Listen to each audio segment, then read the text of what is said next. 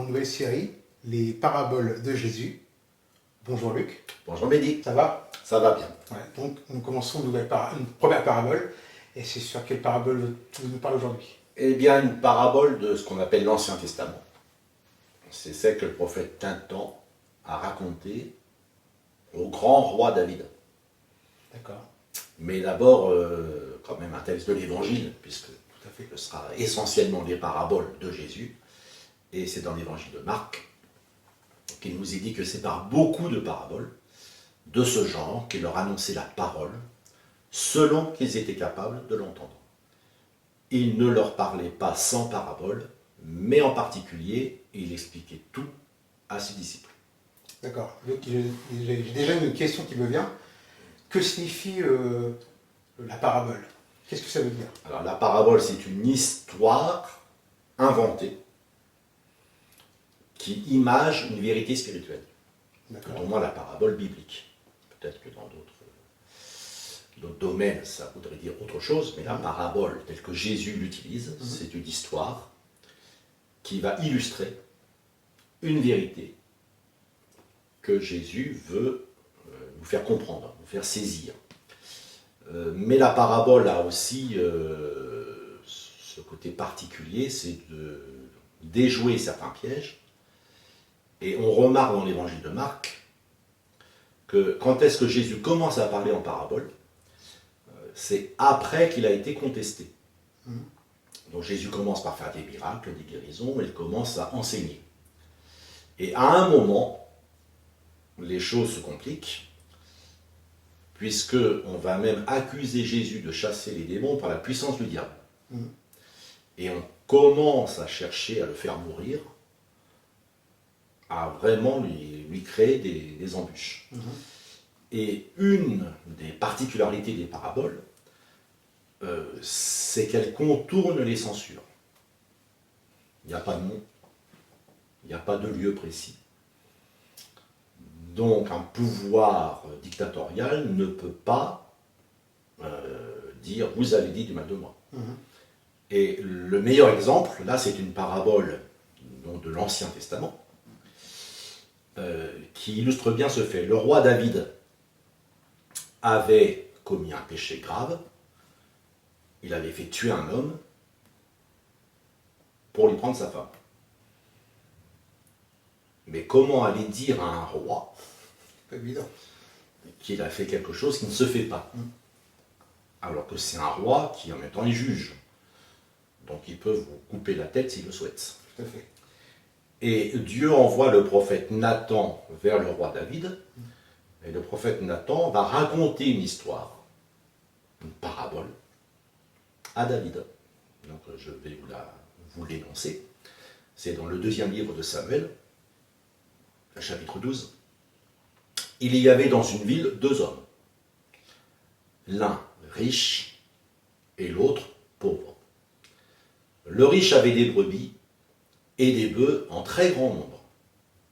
Le pauvre n'avait rien du tout, qu'une petite brebis, qu'il avait achetée. Il la nourrissait, et elle grandissait chez lui avec ses enfants. Elle mangeait de son pain, buvait dans sa coupe, dormait sur son sein, et il la regardait comme sa fille. Un voyageur arriva chez l'homme riche, et le riche n'a pas voulu toucher à ses brebis ou à ses bœufs pour préparer un repas au voyageur qui était venu chez lui. Il a pris la brebis du pauvre et l'a apprêtée pour l'homme qui était venu chez lui. Voilà l'histoire, la parabole. Il n'y a pas de nom. Un homme riche dans une certaine ville, on ne sait pas où, des bœufs, des brebis, le pauvre n'en a qu'une, petite brebis, mais qui est presque comme ses enfants. Il la nourrissait avec ses enfants.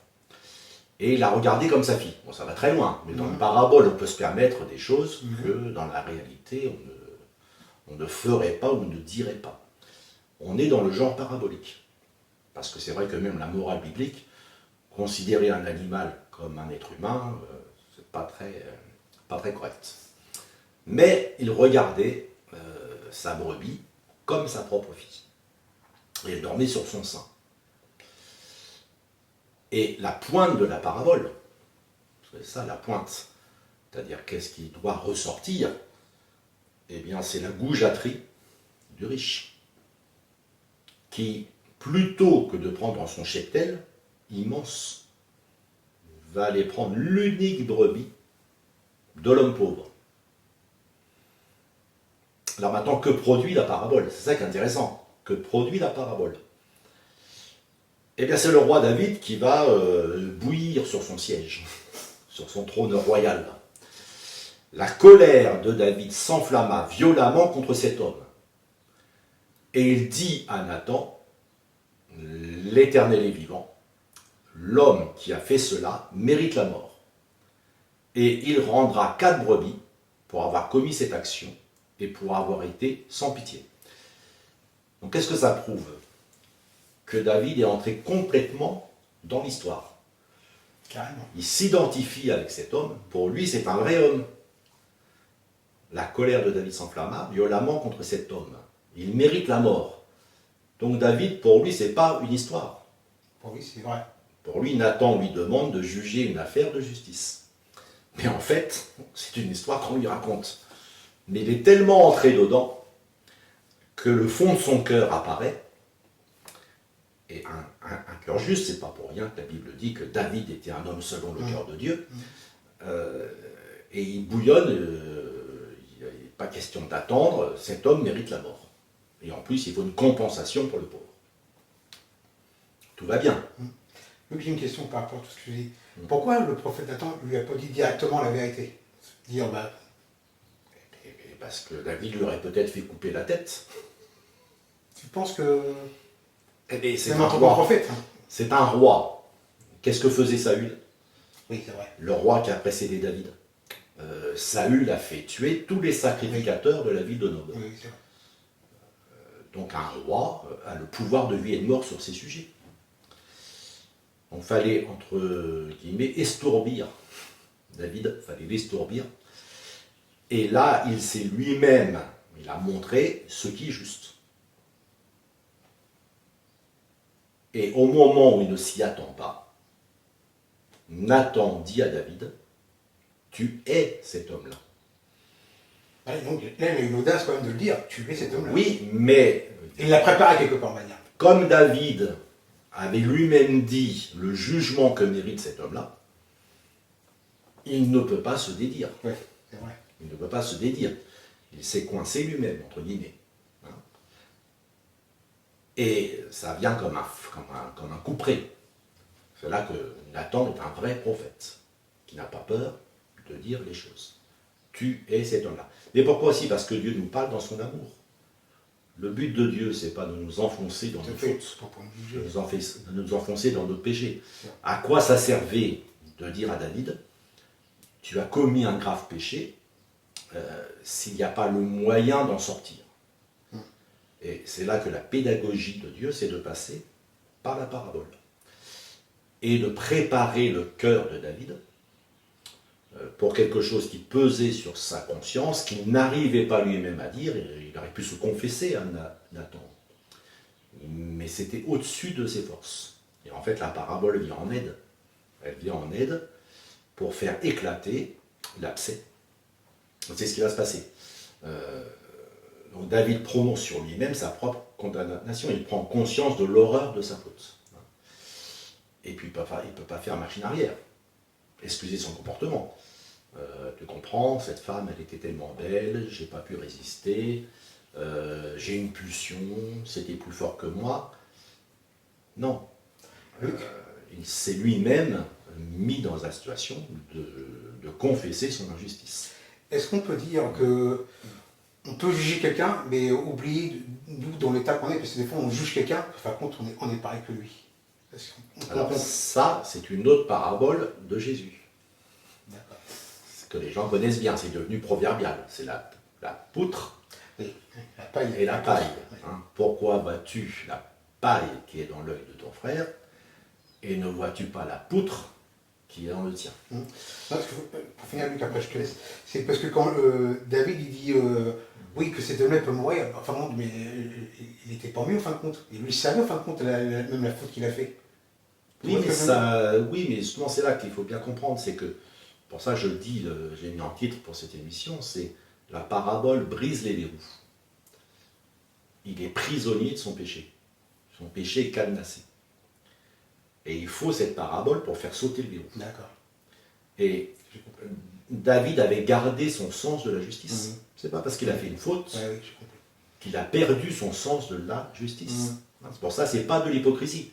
C'est, il y a quelque chose qui se loge dans son cœur, dans sa conscience, mais par ailleurs, il reste un homme juste. Et qui est amoureux de la justice. Donc quand on lui raconte une histoire pareille, il dit non, cet homme doit mourir. Mais grâce à l'effet de la parabole, on peut dire que le verrou qui l'empêchait de regarder son péché en face saute en un instant avec une fulgurance libératrice. Et c'est là maintenant que Dieu va pouvoir lui dire et son jugement et son pardon. Et le texte continue. David dit à Nathan, j'ai péché contre l'Éternel. On les confesse. Et Nathan dit à David, l'Éternel pardonne ton péché. Tu ne mourras pas. Mais, parce que tu as fait blasphémer les ennemis de l'Éternel, en commettant cette action, le fils qui t'est né mourra. Et en effet, l'enfant qui était né de cette relation adultère, cet enfant est mort. En bas âge. Pourtant, David a prié et jeûné toute une semaine. Mais il est mort. Mais David a accepté ce jugement. Il savait que ce jugement était juste. Et après est né Salomon, qui est devenu un grand roi. Mais le plus important, l'Éternel pardonne ton péché. Et je termine sur un point. Jésus annonçait la parole selon qu'ils étaient capables de l'entendre. Qu'est-ce que ça veut dire ? Justement, c'est pas la capacité intellectuelle. On pourrait dire qu'il y a des gens intelligents qui peuvent décoder les paraboles et des gens moins intelligents qui ne pourraient pas. Jésus n'appelle pas notre capacité intellectuelle. Il appelle notre capacité spirituelle. Et la capacité à entendre, c'est une capacité spirituelle. Alors qu'est-ce qui peut empêcher cette capacité ? L'orgueil. Oui, ça. L'orgueil qui ne veut pas écouter Dieu. Et on peut raconter n'importe quelle histoire. Celui qui ne veut pas écouter Dieu, il ne veut pas écouter, il ne veut pas. Et la culpabilité, comme dans le cas de David, qui empêche d'entendre Dieu dans son amour. Et là, le verrou qui devait sauter, c'est la culpabilité. Et Dieu a réussi à 100% par cette parabole. Merci Luc pour toutes ces explications. Merci à vous de nous avoir écoutés et regardés. Nous vous disons la semaine prochaine. Au revoir. Que Dieu vous bénisse.